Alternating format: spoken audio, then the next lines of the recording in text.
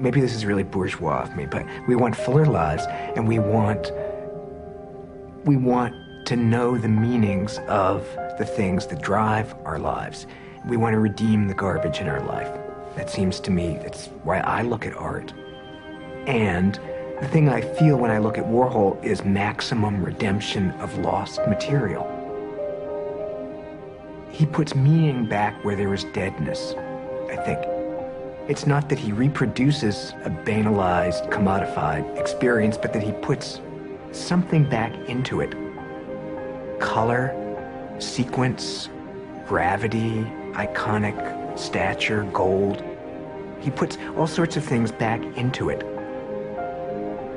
He puts repetition and the pleasure of repetition, the pleasure of making one thing and then another and not discarding either one of them. He puts that back into human experience. And art took that out a long time ago when it separated the artists from the non-artists. And there were some who got to make pretty things and others who could at best be pretty things or buy pretty things. And Andy said, oh no, you can actually make them. You can be a non-artist who is the world's greatest artist. And that's why he's controversial. He is a non-artist. He's not an artist in a funny way. And he's the greatest artist. And that's why he matters, I think. That he's sort of Oprah language, he's empowering. You know, do it yourself. That's one of his paintings. I think it's a huge motto of his, to seize the means of production. But isn't that what the proletariat's supposed to do? And isn't that what Andy did when he made films? Everything he did seemed to be about seizing the means of reproduction. And it's a power move. I love the generosity of Andy's work. And I look at it and I think that it's about playing God. It's about creating life. It's about that spark of trying to just, in the most economical means, to just get a little bit ahead of life itself. But I think Andy was really about finding grace and about sharing acceptance. You know, the art in Andy's work is about sharing where we are. It's like, you know, giving us our parameters and giving us more. It's that increase of really the possibilities. And for that moment, you know, he's a great alchemist. At that moment, we are greater than we've ever been.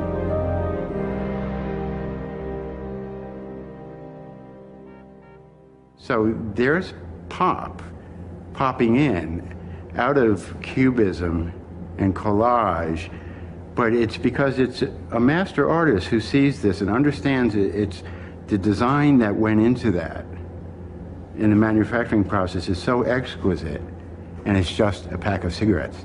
But if you really look at it, it's a master crafted art piece. In the 60s, the whole world became exposed like that.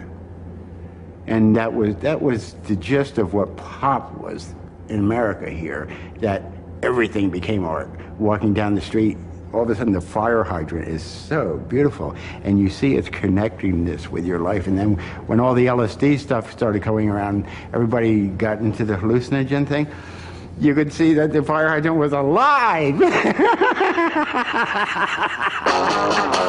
And it never goes away once you get it. Girl, you really got me going. You got me so I don't know what I'm doing. Yeah, you really got me now. Andy's ideas were brilliant, but not inexhaustible. Sooner or later, there's going to be a problem. You're going to fall into the classic trap of self-imitation. I'll do it like I did last time. And I think that he knew that. He understood that he had exhausted the vein that he discovered in pop art. That's why the film was so important for him, because it gave him a new place to take his visual and graphic genius. Stravinsky is said to have been asked once, what do you do when you run out of ideas? What do you do when you don't know what you're going to do next? And he answered, I wait. as an insect waits, and then jump.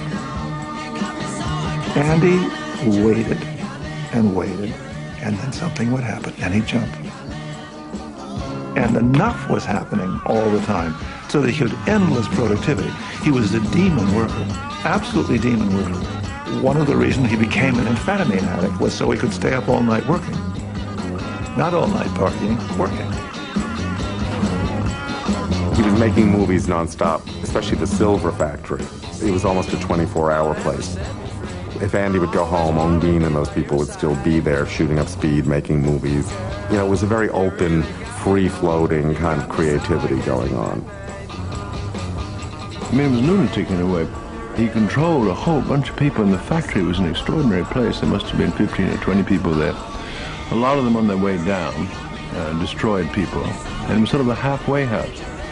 And perhaps what drove Andy was really to be in that position, a voyeur, and to use these people for his art. I call myself Candy Warhol now. What's about the film? What's the film about?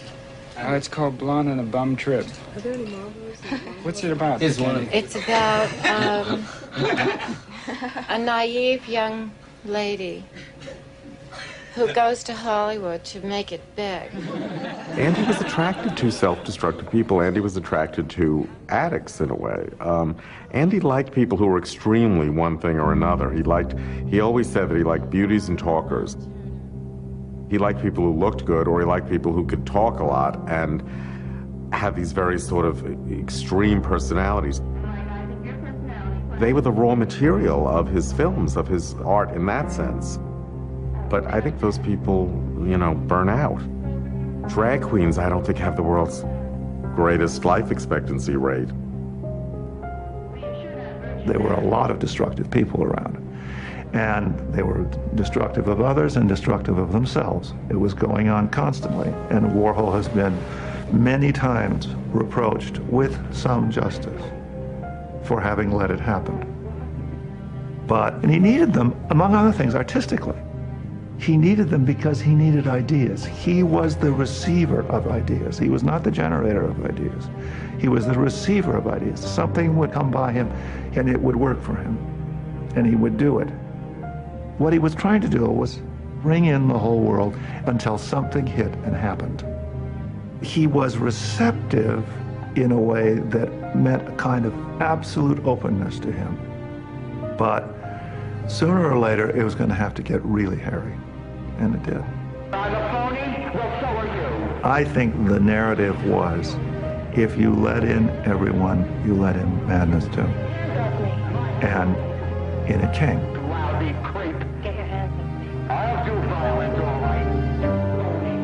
I suppose there's also the Jesus narrative that becomes more evident retrospectively. You know, looking backward from the Last Supper paintings through his assassination or near assassination, sense of Andy as martyr, scarified body, gunshot wounds. Also the sense that part of the Jesus narrative or the martyr narrative is a sense of Andy being a representative man who has to take on the sufferings of mankind, or whose plight is symbolic and universal, and that it's somehow altruistic for him to endure his tribulations because he's doing it for other people. That there's often a sense that Andy picked on others or abused others. I think the story is really more that Andy felt himself to be the martyr or the victim. On the surface, Andy was so cool, so heartless, but I somehow sensed that underneath there was always this kind of pain, this ultra-sensitivity, this hypersensitivity, you know? Because he was so sensitive. He saw it all, he knew, I mean, he felt, he could read between the lines of what everybody was saying. I think it's like everything kind of came together in Andy, you know? And it was a burden for him. You want me to tell you about Andy? Oh, go ahead. Anything Andy does is fantastic because he's a saint. A saint? Yeah. Saint John the First. He really loves people. So anything he does is beautiful because he sees the best in everybody. He sees God wherever he looks. and in whoever he looks at. So that's why they call it art, because he's just very good, you know. It's very pure, so they call it art. That's what they call art, and something just done with a touch of divinity. Fudge.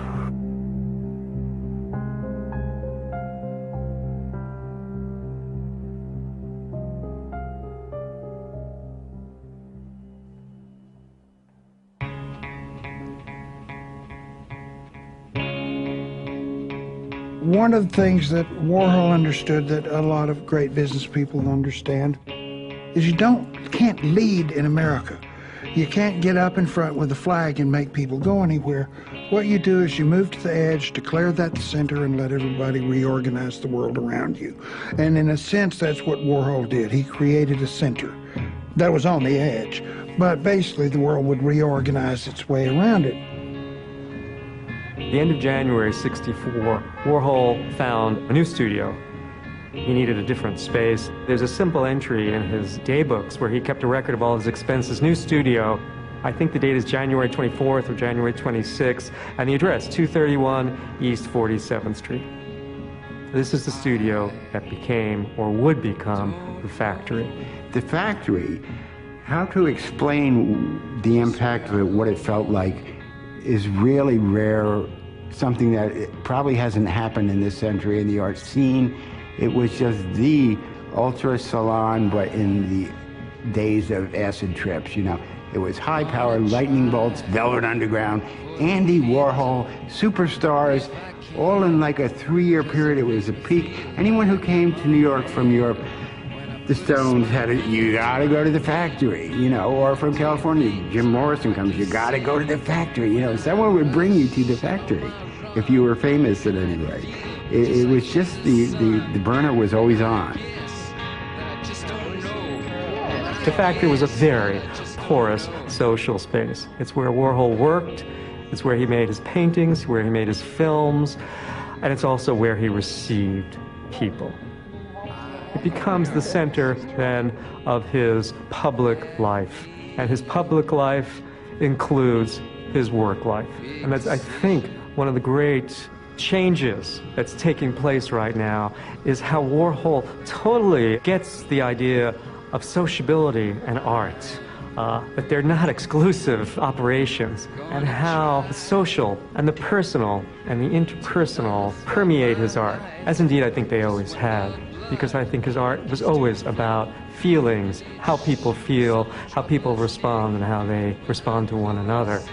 The films certainly bring this into the foreground, bring this into high relief. And at the very beginning, he invites a young man named Billy Linick, who became known as Billy Name, to decorate the space, make it silver. Somebody brought Andy over to this haircutting salon type thing that I was doing. And he was so taken by my apartment, he said, "Oh, Billy, I just got this big new loft space uptown. Would you do this to my new loft, you know, the silver thing?" It was a perfect time to think silver. Silver was the future. It was spacey. The astronauts wore silver suits, and their equipment was silver too. And silver was also the past, the silver screen. Hollywood actresses photographed on silver sets. And maybe more than anything else, silver was narcissism. Mirrors were backed with silver. Andy Warhol.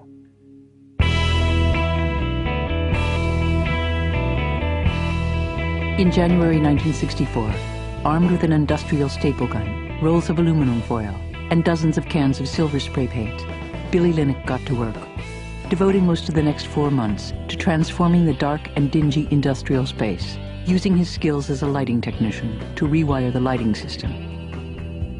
Within a few weeks, the shy and quietly reliable Linick had taken up unofficial residence in the new space.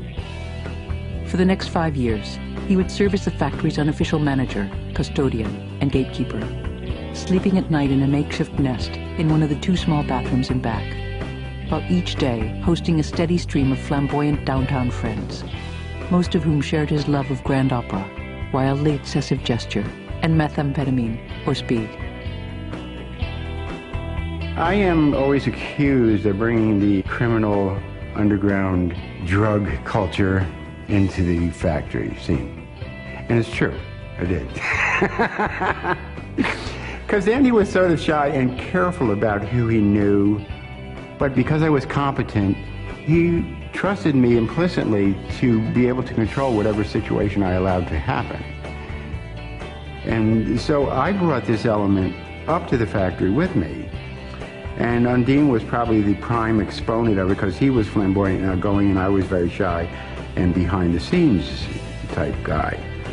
But all of those extremes were these people that I knew from the village who were the mole people or the amphetamine people, and they were all brilliant. Prominent among the factory hangers-on were a charismatic, non-stop verbal pyrotechnician named Robert Olivo, who called himself Undine, after the female lead in an experimental French play. A talented, desperately self-destructive dancer named Freddie Herco, and Bridget Berlin, the often abusively hot-tempered daughter of the chairman of the Hearst publishing empire. Over the next 5 years, thanks to Warhol's steadily increasing fame, the factory would gather in a cast of extreme characters from downtown, including a roster of drug addicts and drag queens, like Candy Darling, Rodden Rita, and Holly Woodlawn, a transvestite hustler who liked to describe herself as a disgrace to the world's oldest profession.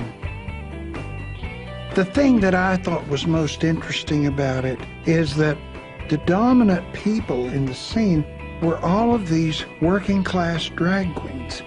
You know, you got Undine, you got Candy and these people, and yeah, they're drag queens, but they're also like working class dudes from Queens and Brooklyn, you know. The interesting thing, I think, you know, if you look at that crowd in the factory, very few products of American middle class culture. You got the top, you got the bottom. You got the drag queens, you got the flower children from, you know, Harvard and Stanford. And so that tonality of it was like really strange. I don't really feel all these people are hanging around me, Warhol once remarked. I'm more hanging around them. He had a great eye for talent.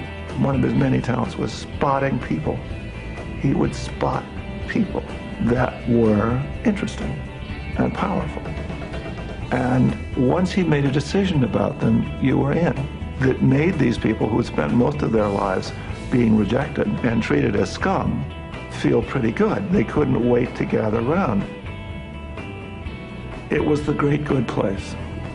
It was the other world where you could go and everything would be good.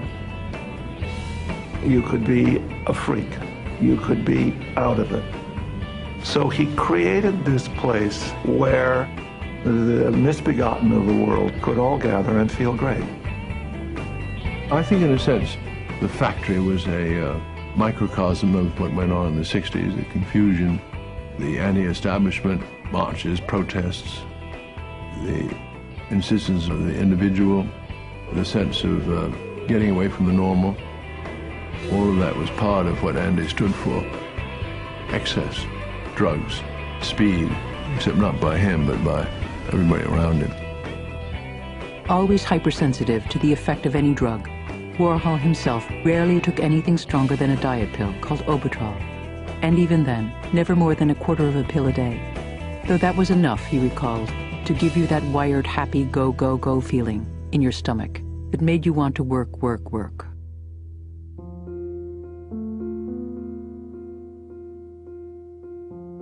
I think that was really the period in his life where he just decided to redo himself utterly, and he became a whole different person. There were a lot of people in his life who he knew before that didn't fit into that world very well. I certainly didn't, and didn't want to. He was so different that it was as though he couldn't be his old self anymore. Carl Willers. Little by little, as he moved further and further into the spotlight of his own increasing celebrity, the boyish, faintly elfin and open vulnerability of his younger days began to give way to an increasingly inscrutable public persona, modeled in part on the hip and sometimes sullen outward demeanor of Billy Lynnock's mole people. I don't really understand once voluble enough, he rarely laughed or spoke in public now, and when he did, adopted a strange, emotionless voice that some compared to Jackie Kennedy's public speaking style. I'm so empty today, I can't think of anything. Why don't you just tell me the words and they'll just come out of my mouth? No, don't worry about it, because no, I think it'd be so nice. At the same time, his studied insistence on his own shallowness now reached a new extreme. If you want to know all about Andy Warhol, he insisted, just look at the surface of my paintings and my films, and there I am. There's nothing behind it. See, he was two different people. If you want to get really simplistic, there was the public persona and then there was a private persona. He always said he couldn't draw, okay, but he was a great draftsman at the same time. You know, he said he couldn't read or didn't like to read. He read all the time.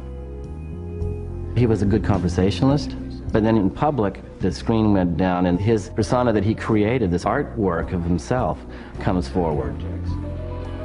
And then you made, and then I made things like, An effacement of personality, which was at the same time an assertion of personality. And he got that right away, because he was a very smart guy. You know, so if I pretend to have no personality at all, I'll be Andy Warhol. And that's more powerful. What you mustn't do is try to have a personality, put on an act, because I don't know how to put on an act. So put on no act. Just let it all fade away. And that worked for him. And it was a very interesting insight into the nature of the personality in a world of personalities and celebrities. Nothing that had come before in Warhol's career could have prepared the world for the astonishing burst of creative energy that began to explode from the factory almost as soon as he took occupancy in the waning days of January 1964. From the start, the sheer size of the new space, nearly 5,000 square feet in all, made it possible to contemplate entirely new kinds of projects, faster in number and vaster in scale. And within days of moving in, he and his assistant Gerard Malanga were hard at work handcrafting 400 wooden sculptures, made to look as much as possible like ordinary grocery boxes. You can look back at photographs of the studio when he's making the box sculptures in February and March of '64, only a month after he's been in the studio. And the box sculptures are laid out on the floor of the studio, lined up, box by box, on brown paper, being painted by hand and then silkscreened one at a time, and it looks just like an assembly line, looks like a factory. In fact, it's the first time where you really get a sense that what's still basically, of course, a cottage industry is being accelerated. The momentum's increasing, the quantity is increasing. It becomes much more like a factory. Between '64 and '68, he produces 3 times as many works as he does between '61 and '63, but his sense of the momentum is constant. Maybe it's just the quantities that are shifting. So many of the breakthroughs of what we think of as the breakthroughs are going on constantly. That spring, as the first box sculptures rolled off the assembly line at the factory, dramatic proof came that his paintings had lost none of their power to create shock and outrage. Asked to create a giant mural for the New York State Pavilion at the 1964 World's Fair, he settled on a series of criminal mugshots drawn from the files of the FBI. The giant 20 by 20 foot multi-paneled silkscreen, called The 13 Most Wanted Men, had just gone up when on April 16, 1964, a week before the fair was to open, the architect Philip Johnson called to inform him that Governor Nelson Rockefeller himself had deemed the piece offensive and insisted it be replaced within 24 hours. When Warhol suggested replacing the mugshots with a giant image of the fair's president, Robert Moses, Johnson angrily dismissed the notion. In the end, Warhol had the mural painted over in silver. "That'll be my art," he said.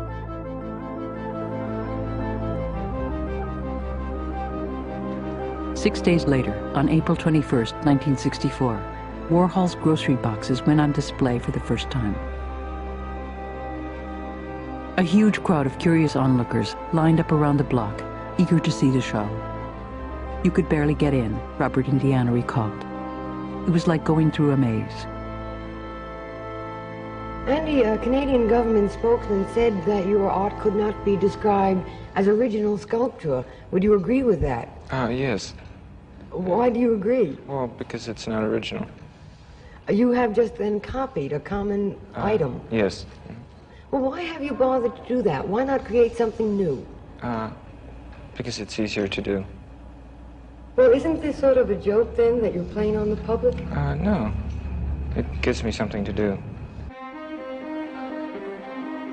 That night, Warhol threw open the doors of the factory for the first time and let the world in. With rock music blasting from multiple speakers and the dazzling glare of the red, white, and green spotlights Billy Linick had hung, glancing hypnotically off the silver walls, the loud and raucous event, the first of many that would help define the cultural ferment of the next half-decade, would be remembered by many people in attendance as the night the 60s began.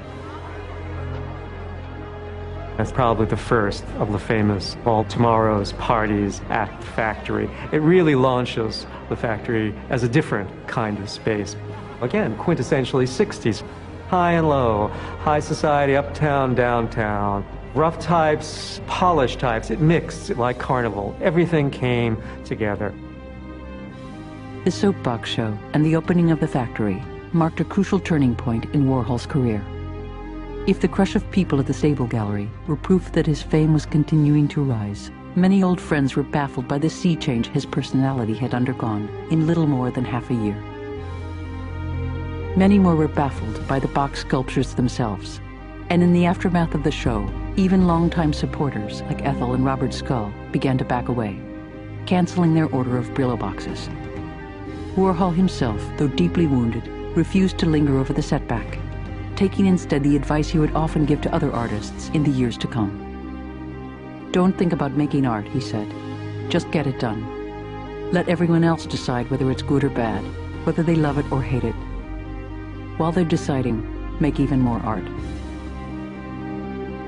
By then, Warhol had long since begun to take his own advice, moving in new directions and plunging into the artistic possibilities of an entirely new medium, which for the next 5 years would form the central focus of his artistic output, and which he would use to create some of the most radical and challenging artworks of the 20th century. I remember coming to New York in the early 60s, and he said, "Irving, I've made a movie." And I said, "Really?" I said, "What's it about?" He said, "Well, I can't tell you. You have to see it."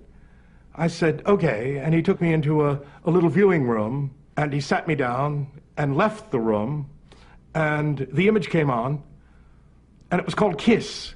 It wasn't titled, but it was about two people kissing, lips touching, and no movement, and no movement, and no movement. And I said to myself, I remember distinctly saying to myself, it's a slide.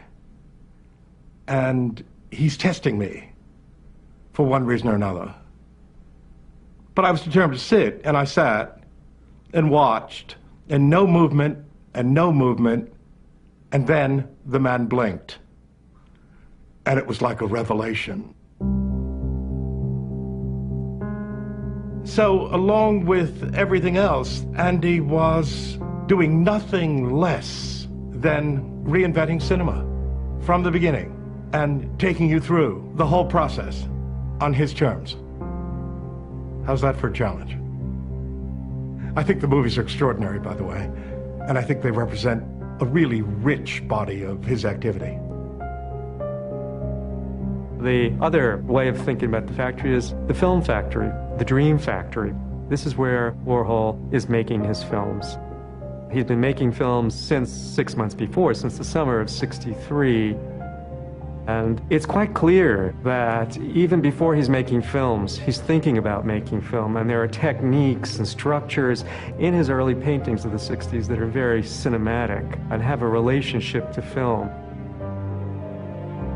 The serious critics agree now that is where he finally had to go. He could not say what he wanted to say in sculpture and painting or sketches. He had to move to film, and that's the definitive work. I think that there was an easy transition from being a person, a graphic artist who worked in a still medium to be hung on a wall, to the very early films, Eat, Sleep, things of that sort. And it was particularly so for the Andy Warhol who went around saying, oh, it's so beautiful, and focusing on things that no one would notice.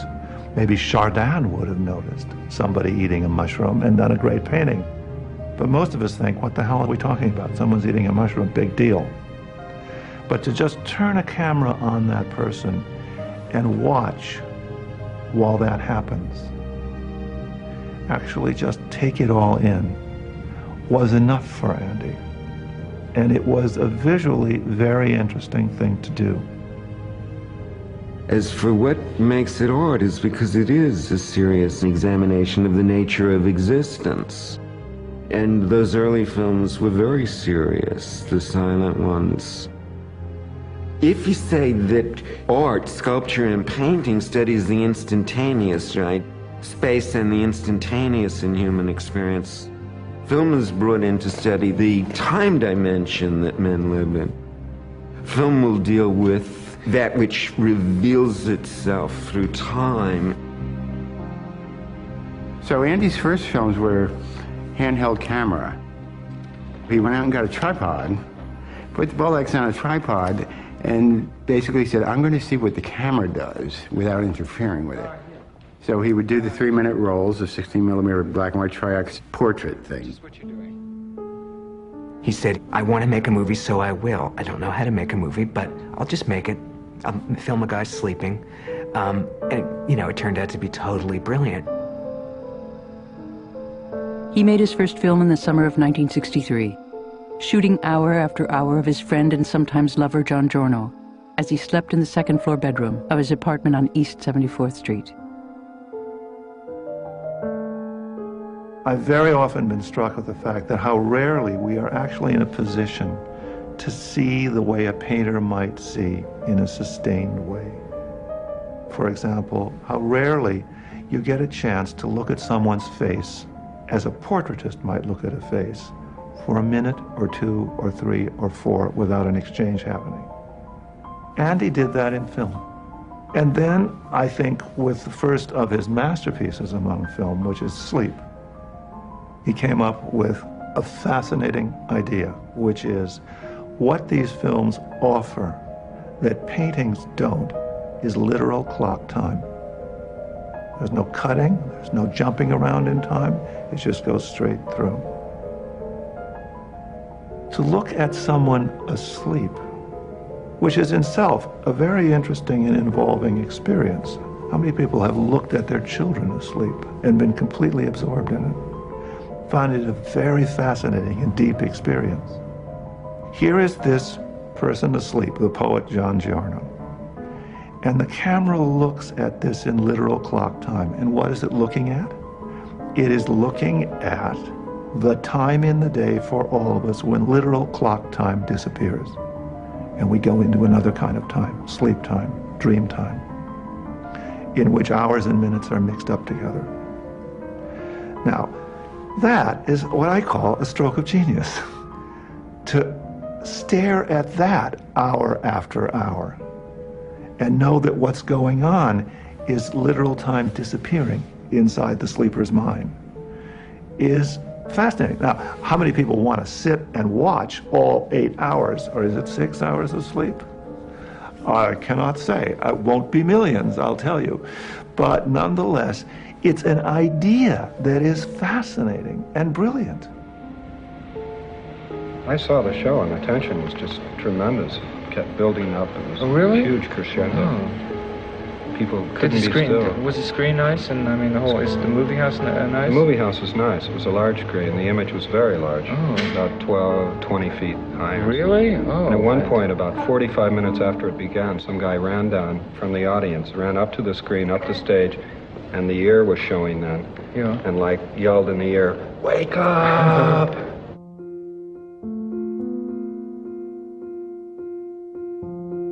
In all the early silent films of the period, Warhol insisted upon one basic departure from reality.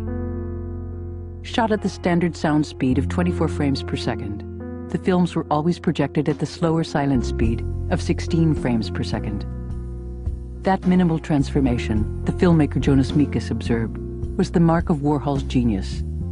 The one little choice that shifts the whole to a totally new angle, celebrating existence by slowing down our perceptions.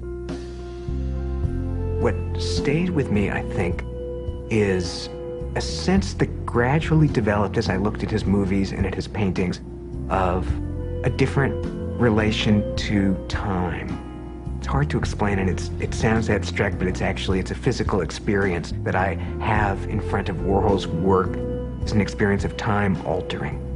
And I began to intuit that this was Warhol's experience of the world, that he was reproducing in his artwork and allowing us to have access to. But he was fascinated by anything in this world. You know, as he said himself, just the way the light is caught in a person's eyes and slightly moves. So he was able to watch for many, many hours nearly still objects. When he decides to do the Empire State Building had just prior to that been lit up for the first time. And, you know, in some ways he saw the Empire State Building as a star. So right away, he's able to take this building, which is iconic.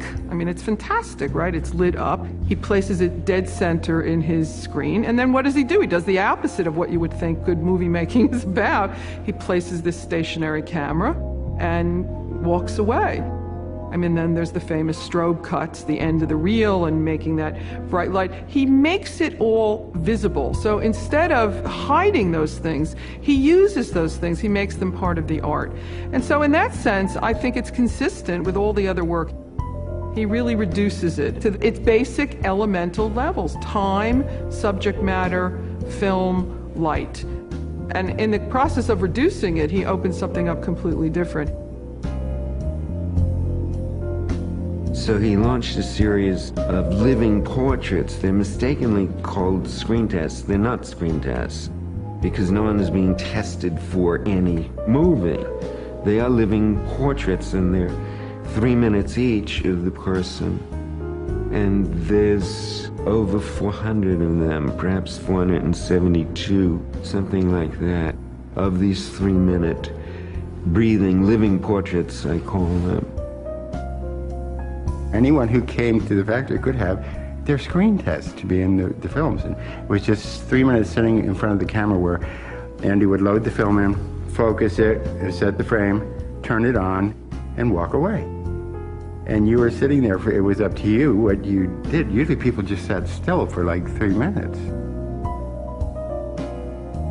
The screen tests, Gerard Malanga recalled, were studies in subtle sadism. The camera was located relentlessly 15 feet away. The recorded results were often brutal. I looked like a refugee from the Menninger Clinic, the actress Sally Kirkland said after seeing herself on screen. You sit staring at the camera, and after a while, your face starts to disintegrate. I think they're riveting. You know, Empire, Sleep, screen tests.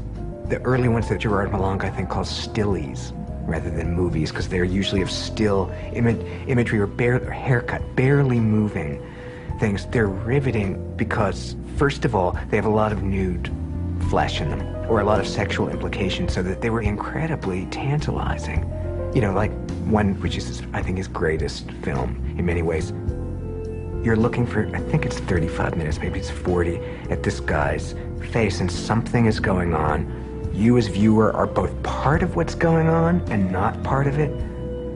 You know, it's like being God in a way. You're getting to spy on someone alone in his room. And there's just unparalleled voyeuristic delight getting to stare at somebody. There's also a kind of archival joy of, oh my God, here's 35 minutes of real 1963 time that's unnarrated, unmediated by the opinions of the moment. It's just naked time that I'm getting to look at. So that first phase was like a brilliant set of consideration on the nature of literal time for the graphic eye, culminating in Sleep, in my opinion. Then he reached the point where he started looking around saying, what am I going to do next? And he thought, well, here are all these people that are around me. Obviously, they should be in the movies. I should make them part of the movies. So there's a transitional film, or what I regard as a transitional film, called Haircut.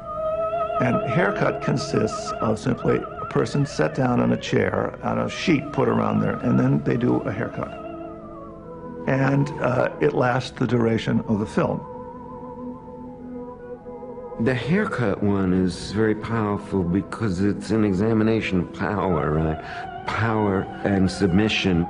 So it's really an essay on really sexual dominance and sexual submission, emphasized by the person also just sitting and watching, just sitting there, often looking at the camera, because then you have this strange thing of you're watching somebody watching, right? You realize when it's over that you've learned an awful lot about how people submit and how people dominate, the power of the person with the scissors.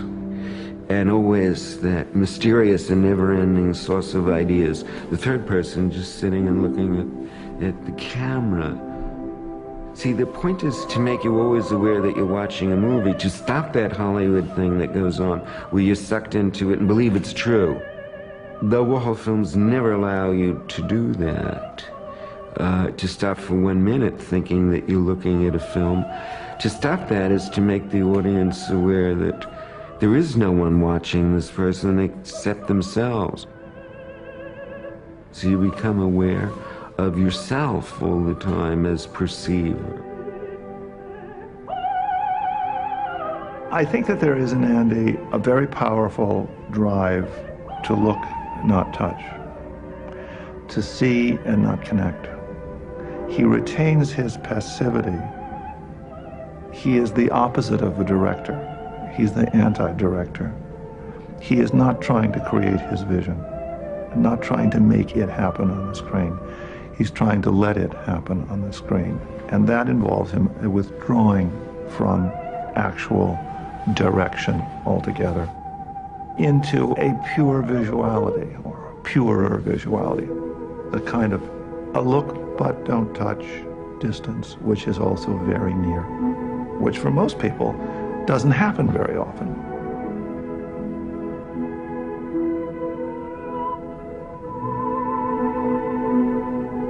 That voyeurism, which I'm sure was part of his psychology, a deep part of his psychology, drove him always.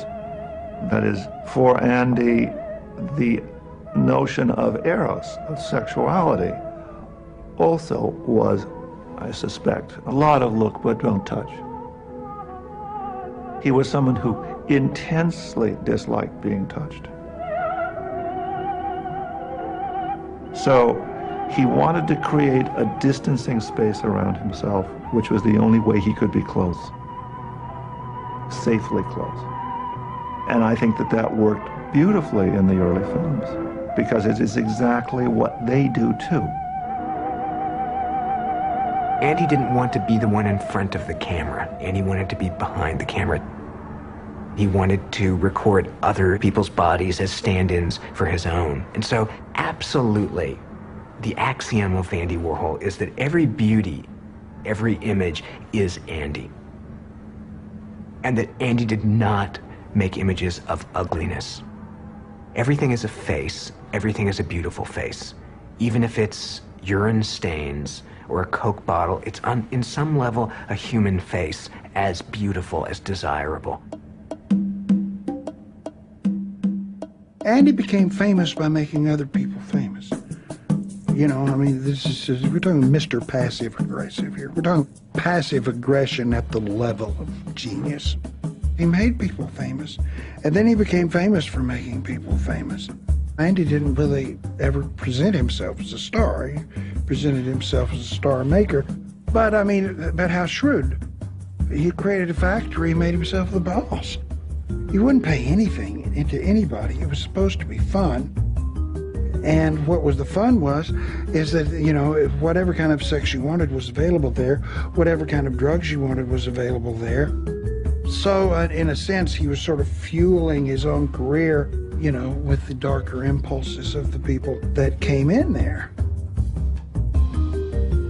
Of all the figures pressed into service over the next 5 years, as Andy Warhol's on-screen surrogates or stand-ins, none would play a more crucial role in the complex and increasingly volatile atmosphere of the factory than the succession of on-screen alter egos he called superstars. Troubled souls, for the most part, drawn from the retinue of rebellious socialites, aspiring actresses, fashion models, and drag queens, pulled into the orbit of the factory by his growing notoriety. And he had just bought the Oricon Sync Sound 16mm camera because he wanted to go into sound, because at that point, silent films would no longer say what he had to. But he felt that silent films now were a block of work that said what he could with silent film. And now he wanted to go into sound, the next step up. And he wasn't sure what he was going to do. From there, it was a very short step to suddenly saying to the factory freaks, do something on the screen. Not just sit there, do something. Don't just sleep, don't just eat, don't just hold still, but do something. And to do something, you have to give them a suggestion. And this is where Ronnie Tavel came in. And he said, all right, I will give these crazies something to do. I will write scripts for them, and they will perform it on camera. And he got Andy, and he proceeded to make the films of the second phase happen and possible. The new superstars Warhol's sound films would create were real, one man later said, not hidden behind the protective veneer of acting out a character created by someone else. There were a few people used who were trained actors. So you basically get non-professionals, you know, who are interesting to look at and who will reveal themselves in some way. Non-actors can be even more interesting than professionals, because now we'll have the real person. The screen can capture the real person and directly revealing human nature rather than through a character. I mean, at one level, it was like a Judy Garland movie. Hey, let's all do a show. You know what I mean? But it was like the X-rated version of a Judy Garland movie. Hey, I'll make the sets. We'll just go naked. We won't wear costumes. You know, I mean, it was like, you know, it had that aspect to it, and it was fueled by amphetamines, which again makes one probably more verbal than one would normally be, and fueled by the anxiety of sort of sexual confusion. I think that the people who gathered around Andy in the factory looked at him and said, here is this scared, shy, poor, miserable, talented, interesting guy who's made himself one of the most famous people in the world. And he is going to do the same for me. We'll all be redeemed. I am not the miserable, scared loser that I felt like most of my life. I'm actually gonna be a star. I'm going to have it happen because this guy has figured out how to make it happen for people like me. He's figured out how to do it. He has the magic touch.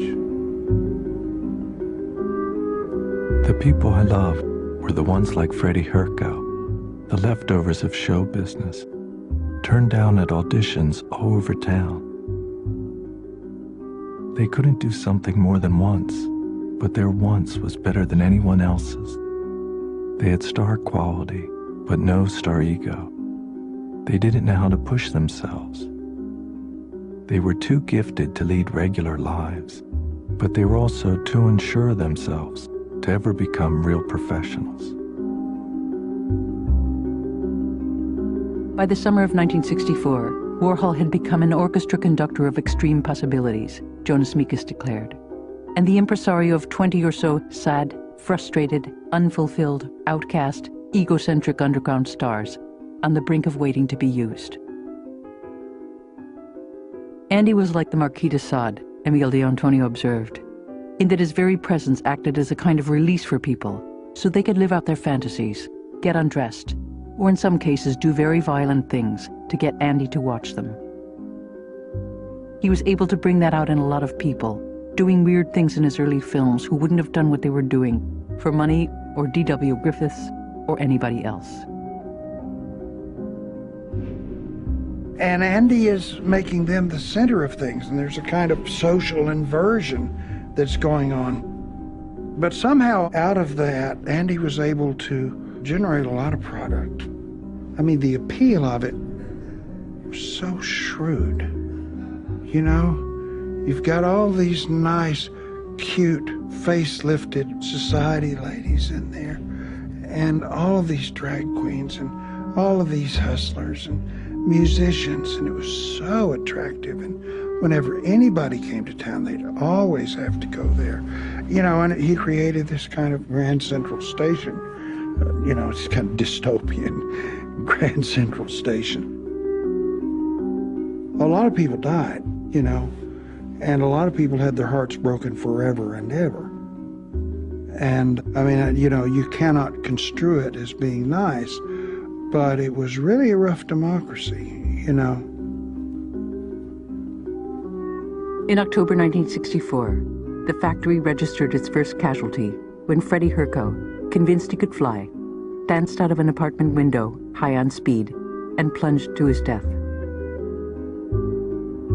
He was just dancing and danced right out the window on Cornelia Street and died. And he said, gee, isn't it too bad we weren't there to shoot it? I turned frigid when I couldn't believe somebody would say this, and people have criticized me and said, well, didn't you understand he's speaking about the aesthetics of somebody dancing out the window and killing themselves? And I think I have a right to say, no, wait a minute. There is a line that you don't go beyond, and this man does not know that line. I don't think he was really a bad person. I think he did some awfully bad things, you know. I think like anyone, when Andy suddenly found that he had acquired the stardom that he was mimicking, which is what he was doing, it is hard to undergo that moment in which you find that you can make people do things and you're kind of drunk with your own power. And I think there really was a period in the 60s in which Andy indulged himself. But, I mean, you talk to his brothers, you talk to anybody, most people loved him. Most of the people that worked the factory loved him. I mean, there are people who hate Andy, and quite a few of them, but not many people whom I have met who knew him disliked him. A lot of them disliked his parsimony and his manipulativeness. But he was genuinely, you know, a river under his people, you know. I mean, he had a lot more to give than he took.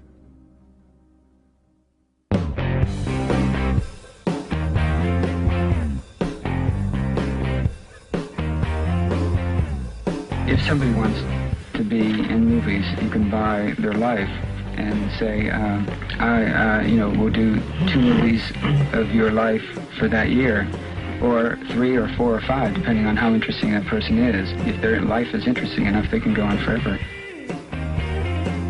In '65 at the Silver Factory, the tempo took a change when Edie Sedgwick came in from Boston with her Harvard clique and to be the new girl of the year.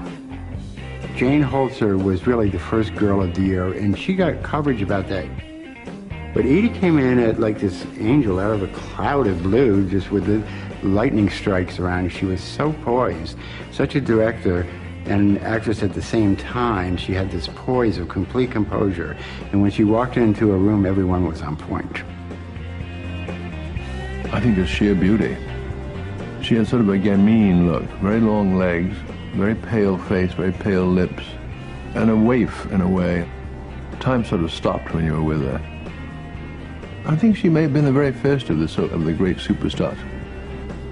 And she came to New York And Andy Warhol took a look at her at this Lester Persky party and fell in love with her. Of all the superstars drawn into the orbit of Andy Warhol's career, none would match the brilliance with which Edie Sedgwick blazed across the firmament of the factory in 1965.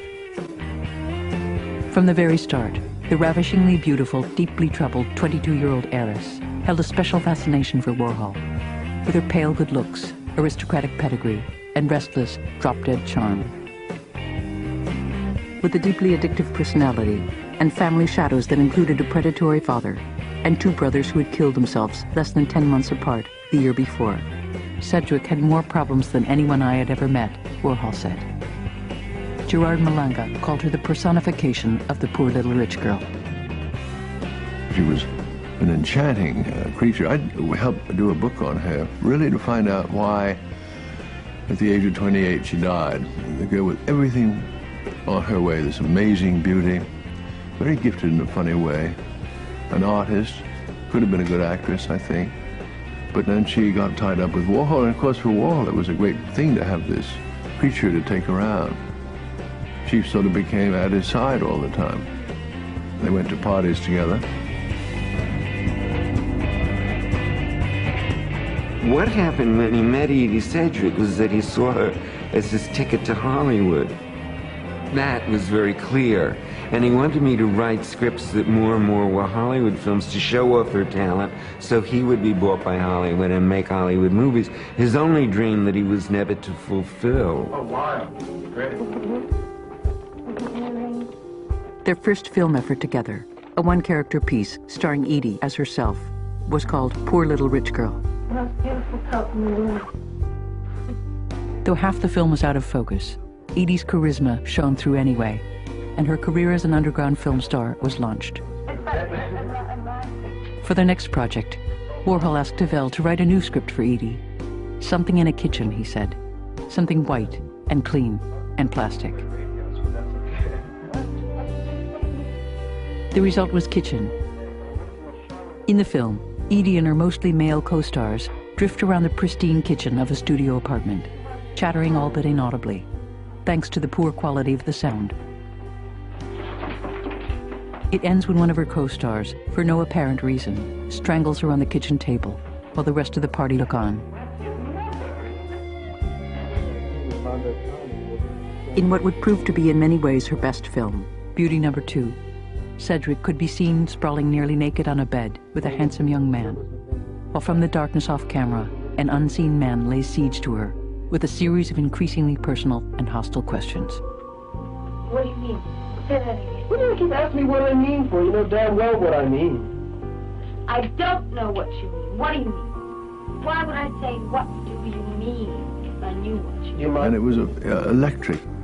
And the extraordinary thing about the film was that there was the third actor, this sort of voyeur figure, very much in a way like Andy, you know, the voyeur watching these two beautiful people on this bed, this boy and this girl. And she was very much drawn by him, but also drawn by these terrifying questions being put to her by the man in the foreground, Chuck Wine, his name was. And they were very personal questions. How does that sound, Edie? I'll wake you up tomorrow. We'll find another doctor. You can read. I've got Beauty No. 2, in many ways, was the high point of Edie Sedgwick's career. By the time it premiered on July 17, 1965, to glowing reviews that certified her status as the queen of underground film in New York, her relationship with Warhol had already begun to sour. She often talked about trying to get close to Andy, a mutual friend reported, but she never could get close to him on an emotional level. Money, too, became an issue. Though the films seldom made a profit and had to be subsidized by the sale of Warhol's paintings, Edie grew increasingly resentful of his refusal to pay her for her work. Egged on by her friends, including Bob Dylan's right-hand man, Bobby Newworth, with whom she would soon start a passionate affair. It was the beginning of a bitter tug of war between the Warhol and Dylan camps, which was still going on the day Dylan himself sat for 2 tense screen tests at the factory 6 months later. By then, Edie herself had started the long spiral down into darkness and drug abuse that would end with her death 5 years later. By the time I came along, she had come back from Woodstock a heroin addict, and there wasn't much you could do with her. And I think Andy knew that too, and that it was the beginning of the end. Many dreams were dying for him, that he'd keep trying with her, but he knew she wasn't going to take him to Hollywood. And in fact, every day she was heavier and heavier into drugs, so she couldn't, aside from not making Lawrence work, couldn't remember anything anymore. When Edie Sedgwick started going into the outer darkness, Andy Warhol did not try and bring her back. Or if he did, it was a pretty ineffective gesture. So that's a factor that one must weigh along with the greatness and the brilliance and the talent and all the rest. His, I have to say it, his responsibility to these people who came into his world. Edie Sedgwick, because she came from a socially prominent family, ended up not dying in the streets exactly, but dying terribly at the age of 28. 28. That's just the beginning of life for most people. She looked like this bedraggled, wretched has-been at the age of 28. It was horrifying. It was sickening what happened. It was sickening what happened to a large number of people who were wrapped up in that dream.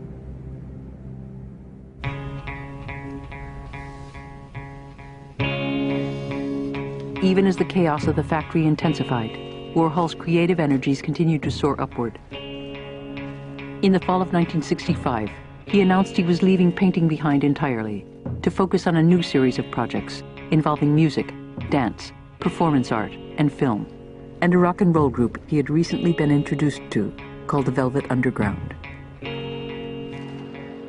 On October 4th, to mark his farewell to painting, he released the first in a series of helium-filled silver balloons from the roof of the factory and watched them float away into the ether above Midtown Manhattan. Oh, it's beautiful. It really is. Oh, it's infinite because it goes in with the sky. Oh, it is fantastic. This is one of the most exciting things that's ever happened. It was the beginning of what would prove to be the most creative, chaotic, and fateful period of his entire career.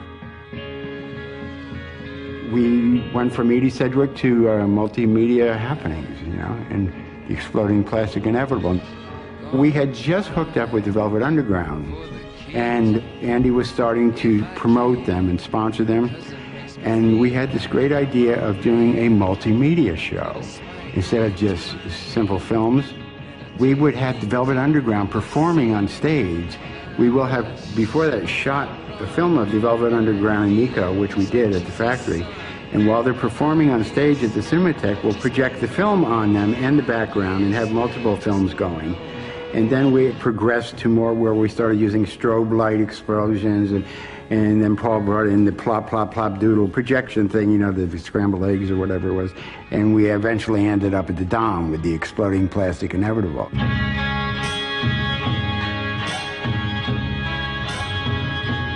On Friday, April 8, 1966, Warhol's multimedia happening, The Exploding Plastic Inevitable, opened at the Dome, a one-time Polish community center on St. Mark's Place. By 8 p.m., a crowd of nearly 1,000 had gathered in the garishly lit main ballroom. On stage, as strobe lights flashed blindingly, Lou Reed and John Cale of the Velvet Underground blasted away at top volume, while Nico stood in front, a strange Norse goddess, singing in her ethereal voice. Gerard Malenga, studded in leather armbands, lifted dumbbells and cracked a long whip, and using a ballpoint pen, pretended to inject himself with heroin. Ondine and Bridget Polk, meanwhile, moved through the crowd, giving friends and acquaintances real injections of amphetamines through their clothes. Above it all was Warhol himself, standing on the balcony, projecting silent films on a whitewashed wall behind the band, using light filters and slide projectors to throw ever-shifting colors and shapes on the walls of the hall's interior.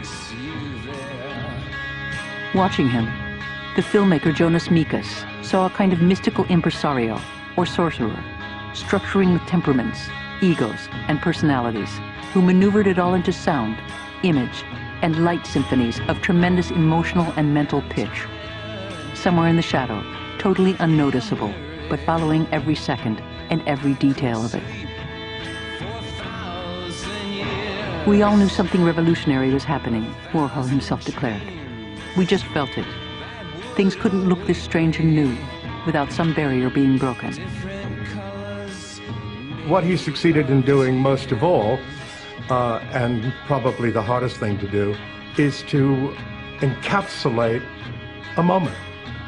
And he did that. When you think of the 60s, when you think of how varied that time was, and when you think of, say, for example, this country prior to that time, I mean, music was ding, ding, ding goes the trolley, as I recall. You know, I mean, everything changed.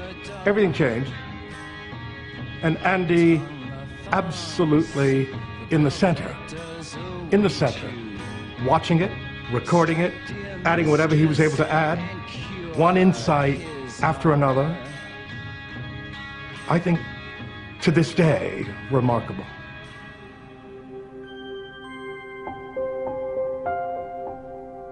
We were in the back room of Max's Kansas City, where he always held court, right? And he waited for the whole crowd to leave the table and go off and dance or fool around. And then he just picked up a napkin and he drew a line in the middle of it, dividing it in half, and wrote B on one side and white on the other. And he said, I want to make a movie that is a long movie, that is all black on one side and all white on the other. And do you understand? And I said, yes, right. That was to become Chelsea Girls. I saw right away that something like Kitchen and Shower, these are white films, and Edie is white, and so Vinyl, certain of the screen test things, these are black movies, right, the sadomasochistic ones, and that they would be juxtaposed on a double screen using 2 projectors. Shooting on the film's 12 unrelated scenes began in June 1966 and went on for nearly 4 months in the dimly lit interiors of a rundown retreat on West 23rd Street called the Chelsea Hotel. Warhol completing an average of 1 33-minute sound reel a week, some in color, some in black and white, with nothing for the factory regulars to go on beyond the few sketchy scenes Tavel had provided.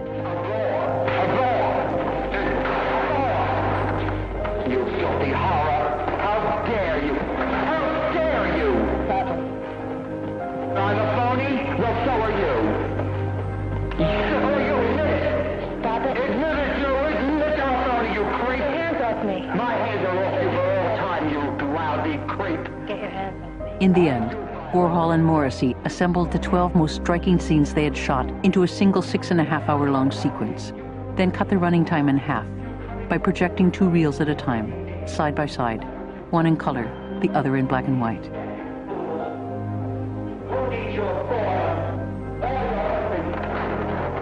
I'm sorry, but that's an autistic bore. Little Miss Phony. I hit you with my festered hand, you dumb bitch. Chelsea Girls is, I think, plainly the most brilliant and successful and artistically important of all the films, without any doubt, because it is a really successful synthesis of the 2 aspects of Andy's genius. One, what was happening with these crazy people, and a way of integrating it not into narrative, for which he had no gift at all, but into his graphic genius. And that is the dual screen and the projectionist as a kind of orchestra director. I think that was a genuinely dazzling idea.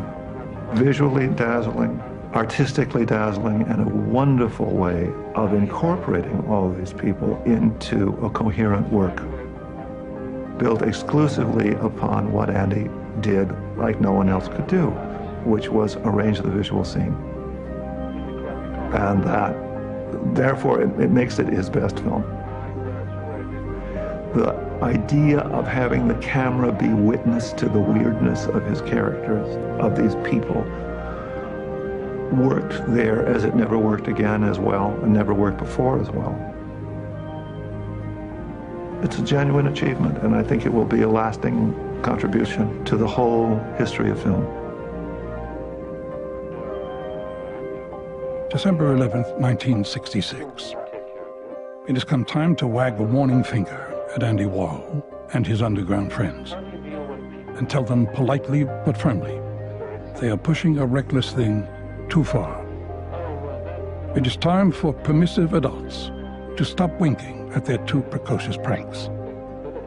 It is particularly important to put a stout spoke in Mr. Warhol's wheel. Bosley Crowther, The New York Times.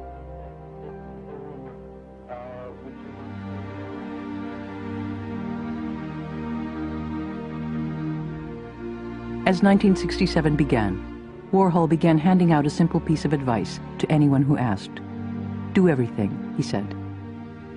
The success of the previous year, culminating in the Dom concerts and Chelsea Girls, had enlarged his ambitions still more. I felt so good about things, like we could do everything, he later recalled. I wanted to have a movie playing at Radio City, a show on at the Winter Garden, the cover of Life, a book on the bestseller list, a record on the charts. And it all seemed feasible for the first time.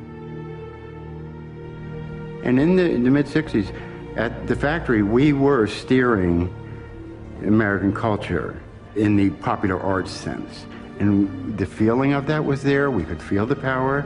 We knew exactly we were at the pinnacle of this great wave. And we were so it. He was so popular that I remember on one occasion he got a double to be him. Amazing story. He got this fella, somebody, I think he, at the factory one day, somebody said, Andy Warhol's got a speaking engagement out in Wisconsin. Would you like to be Andy Warhol? So this fella went out to Wisconsin, got a sort of a makeup on so he looked vaguely like Warhol, and got away with it until he went out to some place when the airplane landed. There was a windstorm or something. It blew up off all his makeup and his hair. So he was found out. And then, of course, he got into the papers, you know, got into Newsweek and Time. Andy Warhol's fake, his doppelganger. But it couldn't go on. The dream of this great good place that will always be good, everything will be great. All these drugs and all these beautiful, strange, weird people and all the ways in which the incompetence of these talented people was forgiven. It was all fine to be just who you are, the wreck that you are, you know. All of that got challenged when sooner or later one of them had to be destructive. I mean, really destructive. Whatever comes along. And like somebody called up yesterday, a girl, and she said, I have a script called Up Your Ass. And I thought the title was so great, and I was so friendly, I just told her to come up. But she still, you know. Andy was vulnerable. He didn't have defenses. Like I said, the factory was always open to anyone who came in and wanted to play with us and become a part of us, and if they could, they could. You know, we didn't have any stipulations, you gotta be this or do that. They came in and they fit, and you know, Valerie Solanis was one of them who found her way there. As his reputation grew, an increasing number of strangers began showing up at the factory, along with an increasing number of unsolicited manuscripts. So many, in fact, that almost no one took notice one morning in early 1967, when a new play by an unknown writer turned up in the incoming pile of mail. An incendiary diatribe called Up Your Ass. It was the work of a deeply troubled 30-year-old writer named Valerie Solanis, who, forced to scratch out a living turning tricks in the East Village, had recently embarked on a campaign against the entire male sex, writing a blistering anti-male manifesto, and founding a group called Scum, the Society for Cutting Up Men, whose only member was herself. She was an angry person, and she had to turn tricks, you know. And I think it's one of the reasons she came to hate men even more. And she had to go through that whole period of street living, selling herself just to be able to get a place to stay. At their first meeting, he told her that her work was so obscene, he had initially feared she was an undercover policeman, trying to entrap him. Sure, I'm a cop, Solanis replied, pulling down the zipper of her pants. Here's my badge. It was very simple. Valerie wanted to be a great writer, and she had written a play, an absolutely unproducible, insane play. And Andy read the play, or someone around him read the play, and either he or someone around him said, "Oh, this is good, Valerie. We'll do a movie of it sometime." And he kept promising her that, "Oh, I'll get it to the right people, or I'll make it into a movie." He hated to say no, Andy, and that sometimes got him in trouble because she was counting on him and her insanity to actually make this into a movie, and it was this ultra man-hating manifesto. And he just put it in a drawer, and I don't even know if he showed it to anybody. They were never going to do a movie of it. And at a certain point, Valerie figured it out, that it wasn't ever going to happen. And she was someone who could not handle that challenge to that fantasy. She simply couldn't live with it.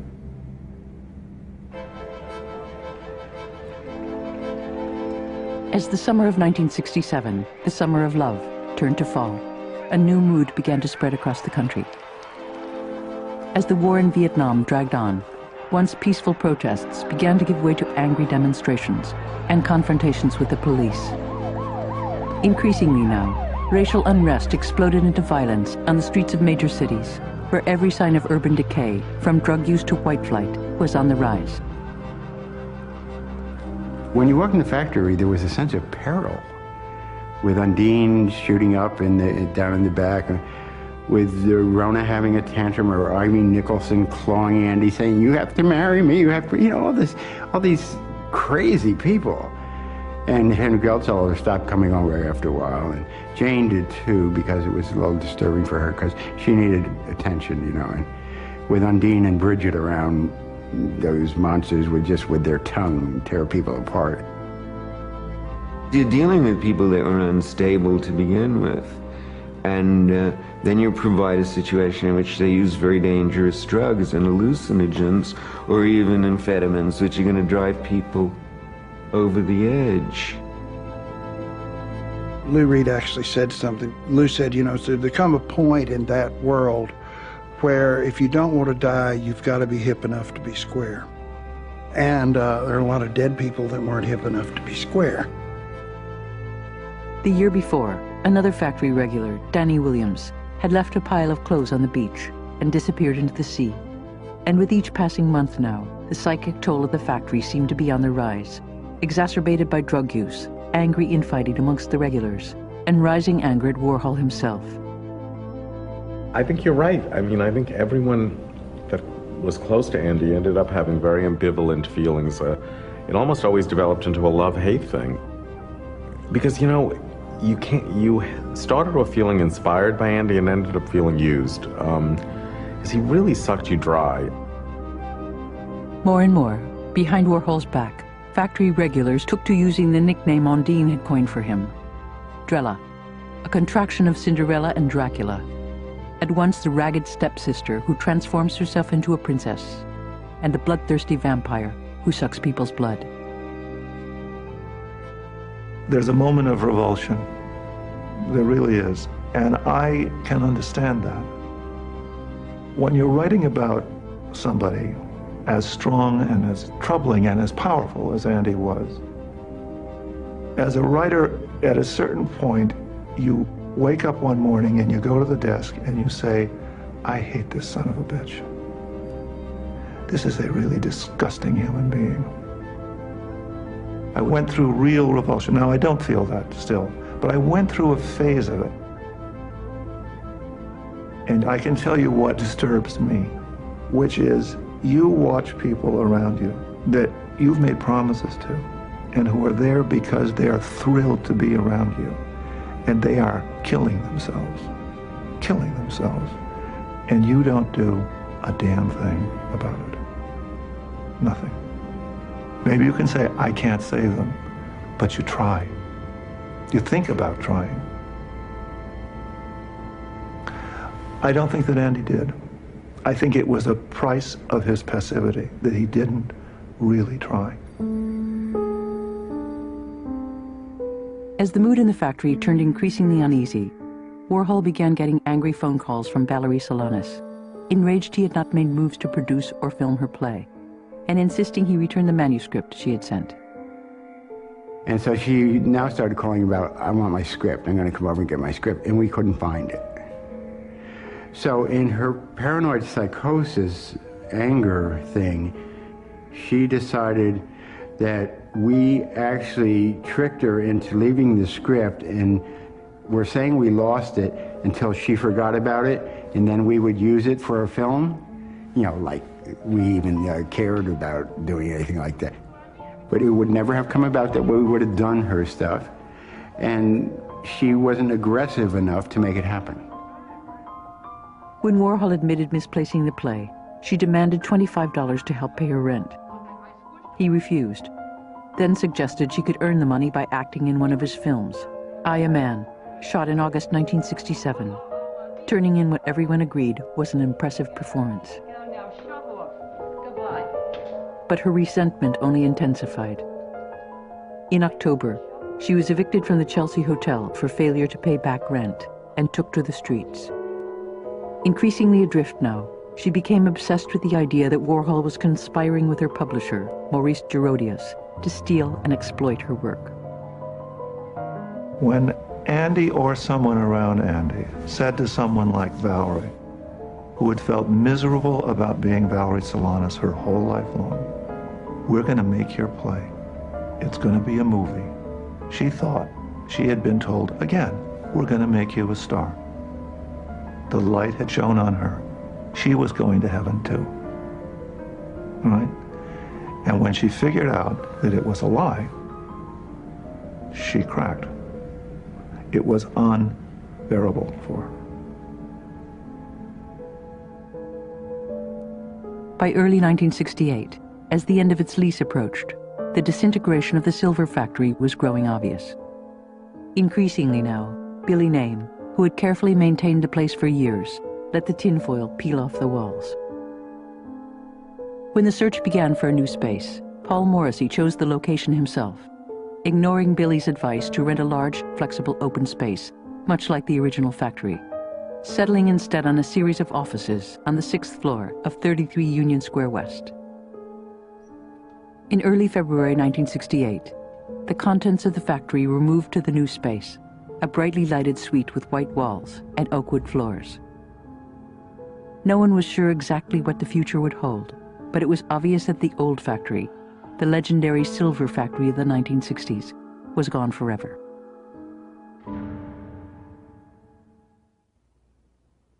I can't tell you exactly when the change occurred, but my guess is late 60s, post the shooting, I think. You know, he was so accessible and so available, anybody could go to the studio until this madwoman nearly did him in. Valerie Solanis was her name, and she thought Andy was obliged to make her a movie star. Andy didn't feel that way. But that was her thinking, and as a result of his not coming across, she shot him.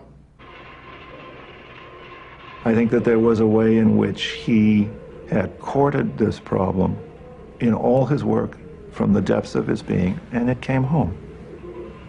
I don't think that it was possible for him ever really to say, I didn't do this. I think that he understood that, because he was a very smart guy, that in some ways he had let Valerie into his life, and by being Andy Warhol, he created for her a disappointment that she could not live with, literally could not live with.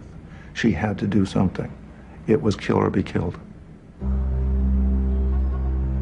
On the morning of June 3rd, 1968, Valerie Solanis resolved to put an end to the tormenting feelings that had been raging inside her for months. Dressed, despite the warmth of the late spring day, in a thick turtleneck sweater and heavy winter coat, and armed with 2 automatic pistols concealed beneath her outer garments in a brown paper bag, she went first to the Chelsea Hotel on 23rd Street, looking for her publisher, Maurice Gerodius. Gerodius wasn't there, and after waiting in vain for nearly 3 hours, she headed east towards Union Square and the factory. This is one of the tacky things that happened to Eddie. He was even second choice to be assassinated. Gerodius, her publisher, was the first thought she was going to get. She went over to the Chelsea Hotel with the gun, and he wasn't there. She waited all afternoon, and he didn't come in. because the factory was relatively close. We're in Union Square. She said, Gerardus, he isn't going to show up. Well, I'll go get Warhol. She shot him because somebody else she wanted to shoot wasn't home. And when she finally realized he might not be there, she came, sat in front of the office to shoot Andy. She was going to shoot somebody that day. Up in the factory, Paul Morrissey greeted her with casual contempt, brusquely telling her Warhol wasn't coming in. A lie, since he knew Warhol would be coming in later in the day, then curtly asked her to leave. Stymied again, Solanis headed back downstairs and waited on the street. I was there at the office. It was a Friday, I think, and she kept coming up from 1 o'clock on, and she said, when's Andy coming? I said, he won't be in today. Come next week. And then she came back up 2 hours later. Where's Andy coming? I said, no, I told you he's away for the week. She came up 3 times. She was still waiting on the street below when at 4:15 p.m., Warhol pulled up in a cab with his new assistant and boyfriend, Jed Johnson, in tow. Solanis chatted with the 2 men affably, then followed them into the elevator and rode with them up to the 6th floor, where Fred Hughes, Billy Name, and a sheepish Paul Morrissey greeted them as they spilled out onto the factory floor. She had a raincoat on, and I said, now, Valerie, you caught me making up a lie. I'm sorry, but now I'm going to have to force you to leave because I can't have you here. I'm just teasing her. And she backed away from me, and suddenly her hands went into her pockets, and this thing came up, and I didn't understand what she had. And the phone rang. I went to the phone. It was Viva. I was talking on the phone. I said, here, talk to Andy about something, and I left that section. I went to the back of the studio, and suddenly the shots rang out. No one in the factory was paying much attention when Solanis quietly slipped a .32 automatic from beneath her coat, aimed it at her tormentor, and fired. The first shot went wide, and though everyone in the 6th floor space heard the crack of gunfire, at first only Warhol himself clearly understood what was happening. No, Valerie, don't do it, he shouted, as she advanced towards him with the gun, shakily firing a second time, and again missing her mark. She shot at Andy, and he was very sensible. He fell to the ground and actually hit his head on a corner of a desk, so he had a red mark here. And he laid on the ground as if he was shot. But she, being a little more crazy and clever, went up and put the gun up to his body. As Warhol lay on the floor beneath the desk, Solanis deliberately approached to within a few feet, carefully took aim a 3rd time, and fired again. The bullet this time ripping into his right side, just below the 4th rib, tearing a path through 7 major organs before exiting from his back. I felt a horrible, horrible pain, he said, as if a firecracker had exploded inside of me. As gouts of blood spluttered from Warhol's horrific wounds, Solanis turned her attention to a visiting art critic named Mario Amaya and fired off 2 more shots at point-blank range, striking him in the hip. Scrambling to his feet, the stunned Englishman somehow managed to leap into a tiny office at the back of the factory before she could fire again. We closed the door between the front and back, and I could see through the window what was happening, and she was going to shoot Fred. Fred said, don't shoot me, Valerie. She said, I have to. It's so stupid. As Solanis moved towards him with the gun, Hughes fell to his knees and pleaded with her to leave. She paused for a moment, turned away to call the elevator, then turned back, put the gun directly to Hughes' forehead, and prepared to pull the trigger. Before she could do so, the elevator door opened behind her, and Hughes, thinking swiftly, sternly commanded her to get in. There's the elevator, Valerie, he said. Just take it. For whatever reason, Solanis paused uncertainly for a moment, then obediently stepped into the empty car and fled, leaving behind a scene of bloody pandemonium. I was in the dark room when I heard the shots, and when I got out up front, Andy was lying on the floor in a pool of blood, and people were like running around like chickens with their heads cut off, you know. So I went over and I picked him up in my arms, and he was still sort of conscious. And I was crying, and he said, oh, Billy, don't make me laugh. It hurts too much. You know, he was sort of getting delirious, like, too, you know, but he was still conscious in my arms then. But then he went out again, and I guess didn't come to until the hospital, and we didn't know if he was going to live or die. It was a real trauma because, from my point of view, someone I really loved was really hurt. and was dying. It took 23 minutes from the time of the shooting for the ambulance to arrive.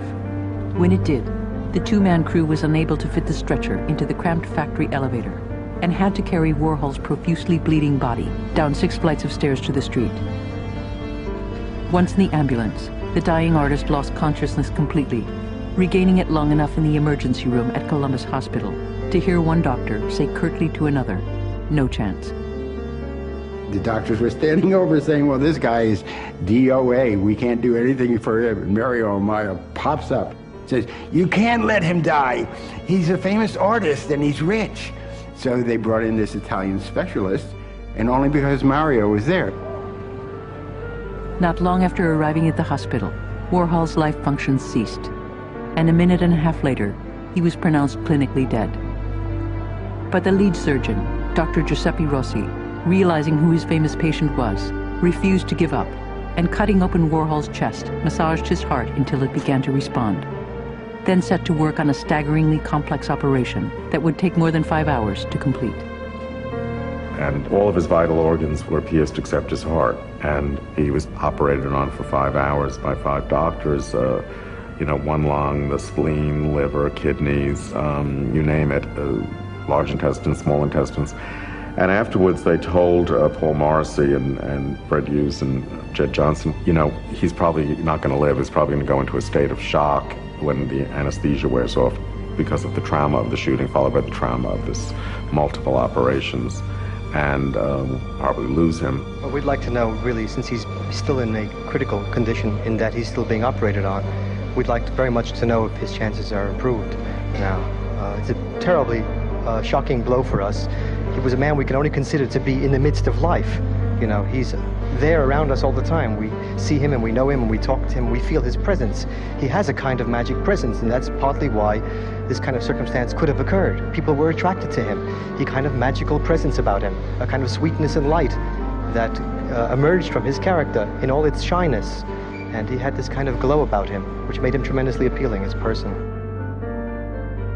Around 4 in the morning, Julia Warhol arrived at the hospital, looking drawn and grief-stricken, then returned to the Lexington Avenue townhouse, where she spent long hours praying for her youngest son, imploring God to spare his life and let him marry Viva.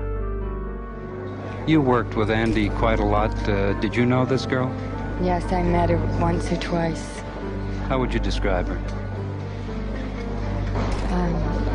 Mixed up. How do you feel now? Not very well. 4 hours after the shooting, Valerie Solanis surrendered herself to a traffic policeman near Times Square, handing over her guns and saying simply, "He had too much control over my life." For days, Warhol lingered on the borderline of life and death, passing in and out of consciousness, uncertain most of the time what was going on around him. He was in a deep delirium 2 days after the shooting, when the television in his room brought bewildering news of Robert Kennedy's assassination in the kitchen of a Los Angeles luxury hotel. It was also strange to me, he later recalled, this background of another shooting and a funeral. I couldn't distinguish between life and death yet anyway. And here was a person being buried on the television, right in front of me. I wasn't sure if I was back. I felt dead. I kept thinking, I'm really dead. This is what it's like to be dead. You think you're alive, but you're dead. I just think I'm lying here in a hospital.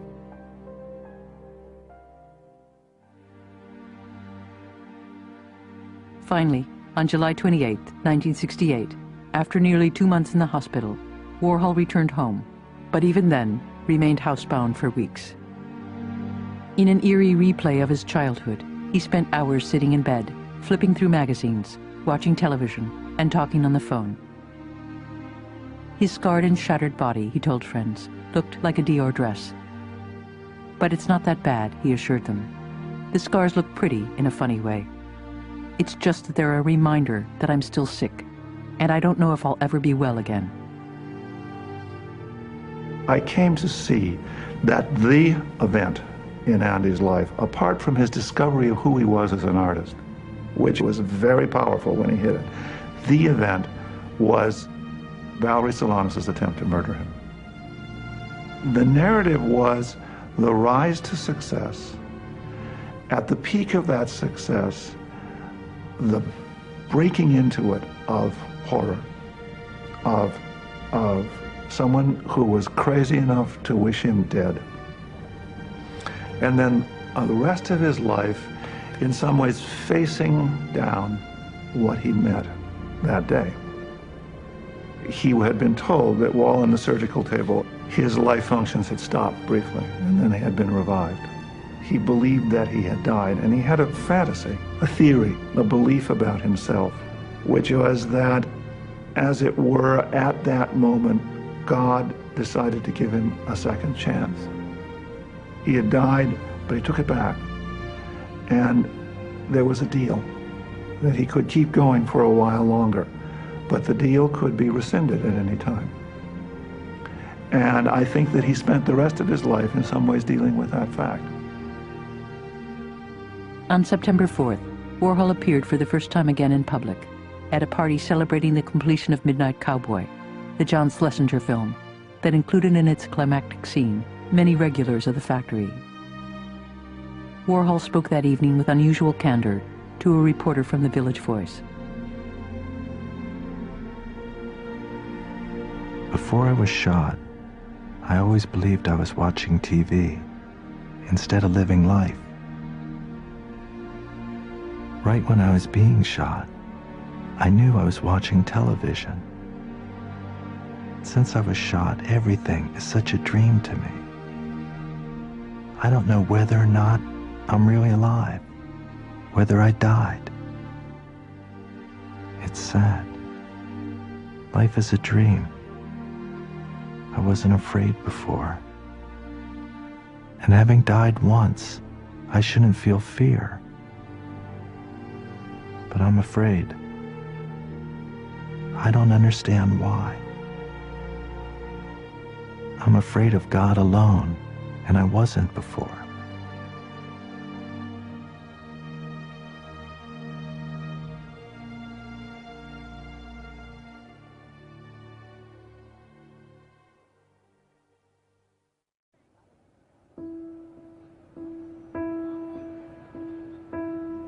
I'm here to tell you that Valerie turns Andy's life into a beautiful narrative of before and after. It's just the ghostly precision with which she cleaves his life into real Andy and posthumous Andy, any way you want to look at it. She makes vivid and actual all the scars that were already present, the holes, the punctures.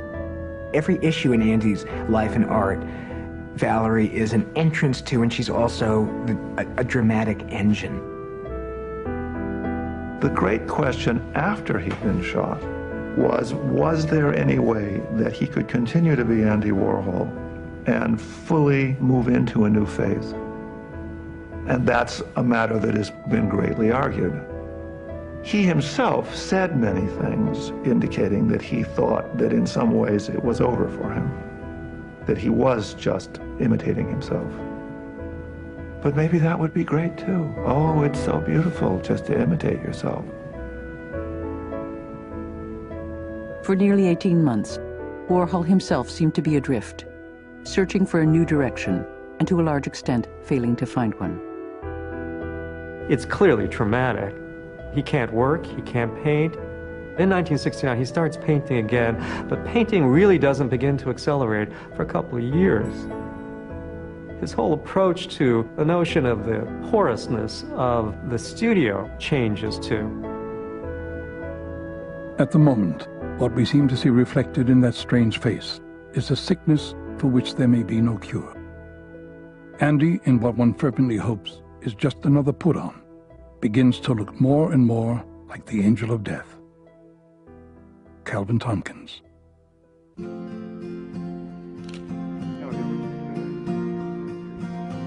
And then remarkably, little by little, he began to find his way, partly out of necessity, partly out of sheer instinct, as always following the current of the time. gathering himself and heading off into the new world of the 1970s, while most people were still reeling from the aftershocks of the 60s.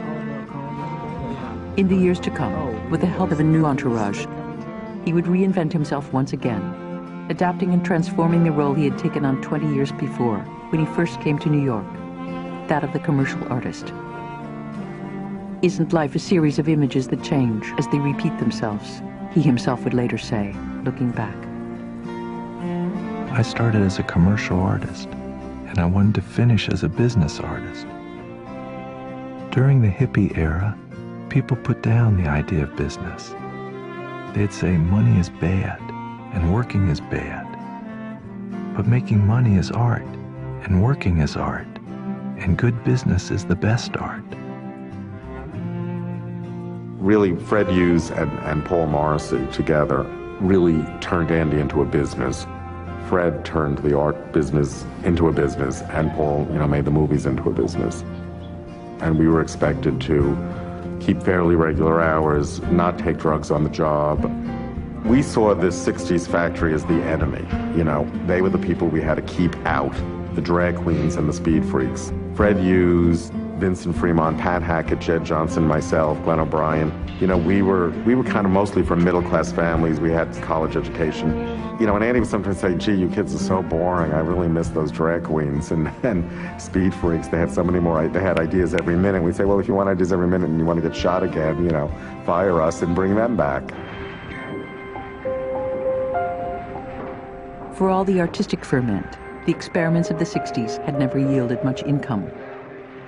All that began to change in 1970, when Fred Hughes began to put into place a long-term strategy for increasing revenues and putting Warhol's artistic career on a solid business footing.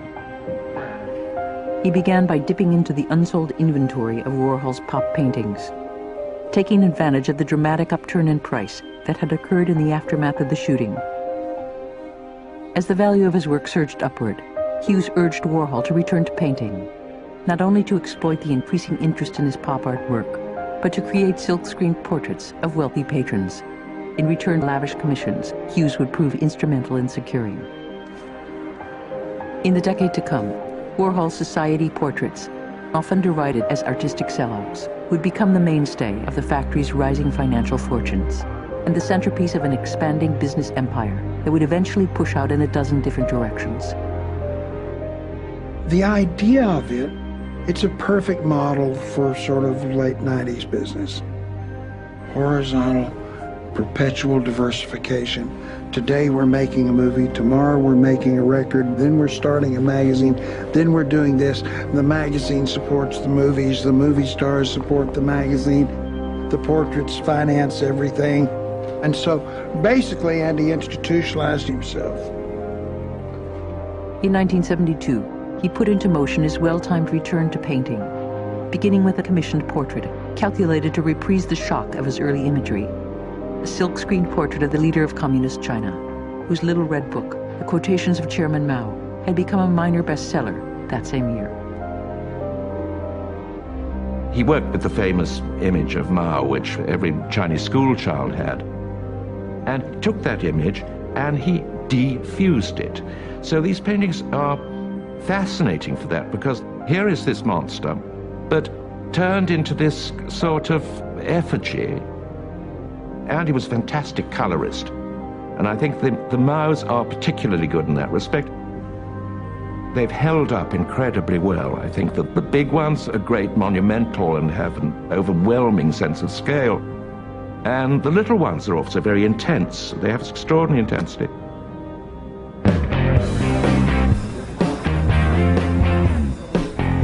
By 1974, Warhol's commissioned portrait business was booming, charging $25,000 apiece for each original 40 by 40 inch canvas, with steep volume discounts if the client ordered multiple copies of the painting. He would bring in over $1 million in commissions that year alone. They changed the face of portraiture. When you have this Polaroid with this hugely long lens, and you take a few Polaroids of you, and then, whatever it was, 2 or 3 weeks later, these magical images appeared. They turn the sitter into a star. And I think that's what Andy liked doing. I think he said everybody could be a star for 5 minutes or whatever it was, and I think that's what those portraits are about, in a way. Andy probably did 1,000 portraits, and there was a scheme to that too in his head. Andy always insisted that every portrait be 40 by 40 inches. And he was perfectly okay when people said, you know, my living room is pink, and could you do some pink into my portrait?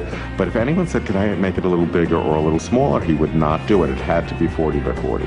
And once I said, Andy, why are you so insistent on the 40 by 40 thing? You know, sometimes people want it bigger or smaller. And he said, because I want one day to have an exhibition called Portrait of Society, and I want to have one of every person I painted in one big, you know, interlocking portrait, and he wanted it to be at the Metropolitan Museum.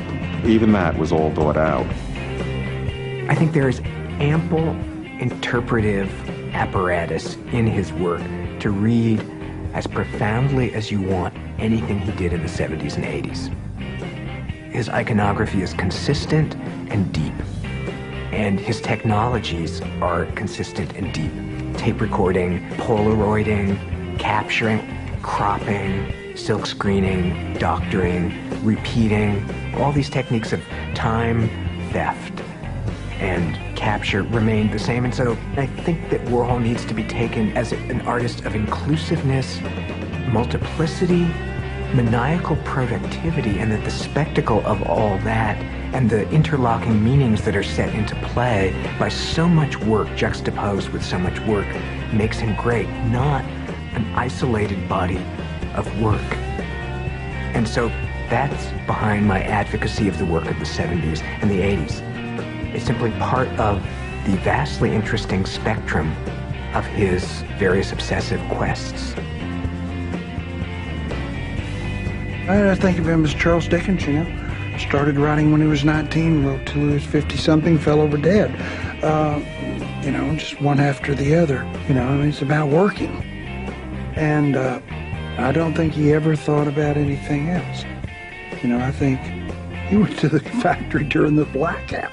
Sat there dark and opened the mail, you know. He's taking care of business. The thing that I carry myself is the work ethic that he had. You hear about how he was distracted, and you hear about the discos, and you hear about the hangers-on, and you hear about so many different things. The guy never lost his focus. He always worked. And sometimes it was less good than at other times, but the work was always there. And I think finally, really, really provocative. He always did such amazing work. He didn't, like so many artists, burn out. I mean, he went on. He was always trying out something new, and he was progressing and not standing still. I think The Last Suppers, that last series of work, can you imagine, right at the end, I mean, still with a kind of resonance, still with a topicality, still with an energy, you know. The Last Supper paintings, I think, are glorious, simply glorious, and stand up to virtually anything he ever did.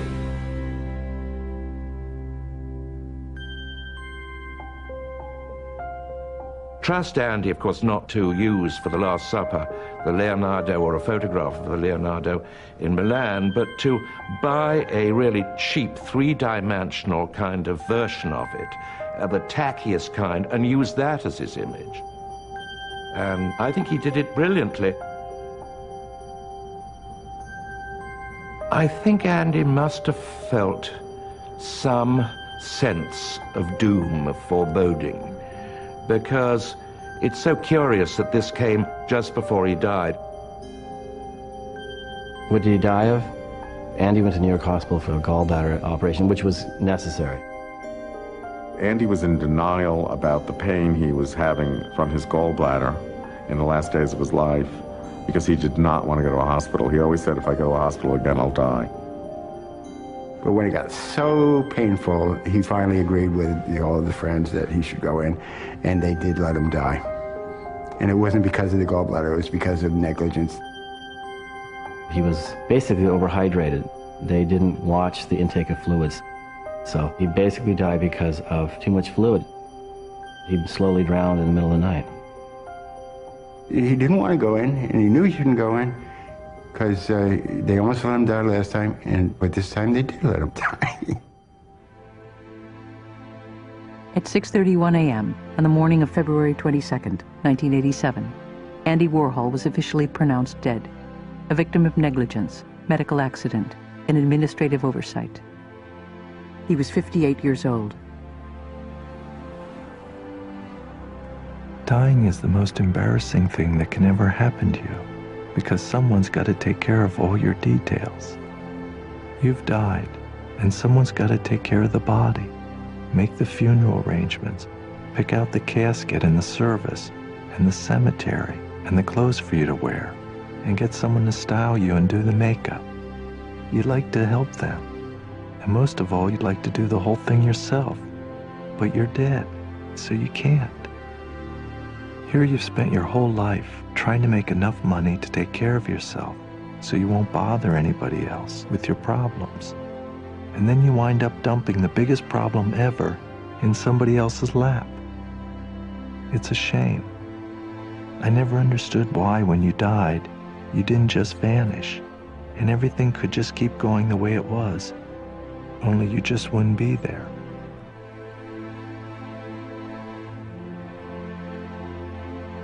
He came from a family that could hardly help him out with his education, you know, and he just made everything on his own. And what he accomplished, you know, by having his picture on a stamp, I guess he'd be surprised, you know. In Pittsburgh, I don't know anybody else that ever had a picture on a stamp. And when I went to the museum in Pittsburgh, when it finally opened, I could see his spirit running up and down the walls like waterfalls, you know. And I said, this is Andy's mausoleum. My God, he got where he should be, you know. And his spirit is living in this whole place. His place, as far as I'm concerned, is assured. Among the most serious people in the art world, among the most thoughtful people in the art world, Picasso owns the first half of the 20th century. And Andy, without question, owns the second half. The artists that affect change, real change, are so few and far between. They're just incredibly valuable. They can't be replaced. They're unique. You have to adore these people. You have to adore them because they contribute so much to the culture, you know. They are the culture. But mind you, he was about breaking boundaries. Always, you know. I just celebrate the guy's genius. Did you really say that everybody's going to be famous for 15 minutes? Well, I think everybody is. You didn't say that. You told me one time you didn't say that, actually. No, I was just being funny. No, I said every 15 minutes someone will be famous, or every...